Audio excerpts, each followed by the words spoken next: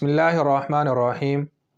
آج کی ویڈیو میں ہم کچھ ایسے مسائل پر بات کریں گے کہ جن کے پوچھنے میں ہمارے معاشرے میں عام طور پر شرم محسوس کی جاتی ہے۔ مسئلہ یہ ہے کہ حالت جنابت میں یا خواتین جو مخصوص ایام میں ہوتی ہیں، ان دنوں میں کسی چیز کو ہاتھ لگانے سے وہ چیز ناپاک ہو جاتی ہے۔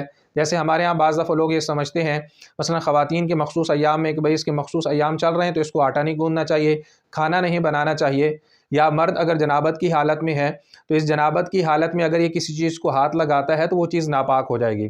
یاد رکھیں یہ جو ناپاکی ہوتی ہے جنابت کی یا اسی طرح عورتوں کے مخصوص ایام کی، تو یہ حکمی ناپاکی ہے، ظاہری نہیں ہے۔ ظاہری اگر کوئی ناپاکی ہے وہ ناپاک چیز اگر کسی چیز کو لگتی ہے، وہ ناپاکی کا اثر اگر کسی چیز پر لگ جائے تو وہ جگہ ناپاک ہوگی۔ لہذا یہ جو نجاست ہوتی ہے یہ حکمی ہوتی ہے، اس لیے عورتیں مخصوص ایام میں یا مرد ہے تو وہ جنابت کی حالت میں کسی چیز کو اگر ہاتھ لگائے گا تو وہ چیز ناپاک نہیں ہوگی۔ عورتیں مخصوص ایام میں کھانا بنا سکتی ہیں، باقی سارے کام کرنا جائز ہے۔